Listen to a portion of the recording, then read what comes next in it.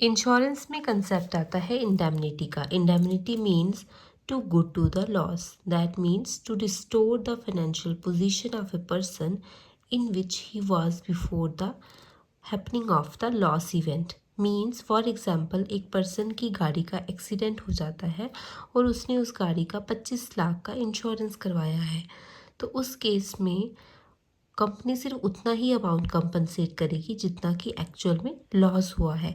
इसका मतलब कि इंश्योरेंस को लॉस कवर करने के लिए दिया जाता है, ना कि पॉलिसी होल्डर को बेनिफिट देने के लिए। इसको एक एग्जांपल से समझते हैं।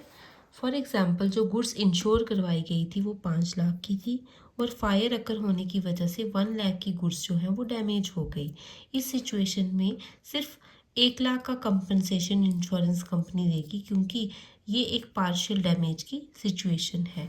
सो इंश्योरेंस जो कॉन्ट्रैक्ट है इंडेमनिटी का, ना कि कॉन्ट्रैक्ट है प्रॉफिट का। तो इसका पर्पस है कस्टमर की फाइनेंशियल पोजीशन को रिस्टोर करना, ना कि उसको बेनिफिट प्रोवाइड करना। प्रिंसिपल ऑफ इंडेमनिटी जो है वो जनरल इंश्योरेंस के केस में अप्लाई होती है, जैसे फायर का इंश्योरेंस हो गया, मरीन इंश्योरेंस, मोटर इंश्योरेंस या हेल्थ इंश्योरेंस। लेकिन लाइफ इंश्योरेंस में कॉन्ट्रैक्ट ऑफ इंडेमनिटी अप्लाई नहीं होता है, क्योंकि हम एग्जैक्ट वैल्यू ऑफ लाइफ को मेजर ही नहीं कर सकते, इसलिए लाइफ में कॉन्ट्रैक्ट ऑफ इंडेमनिटी अप्लाई नहीं होता है।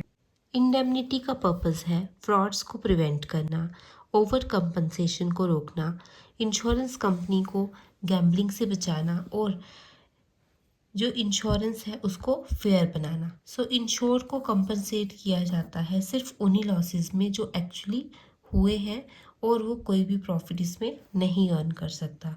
So stay tune for more updates.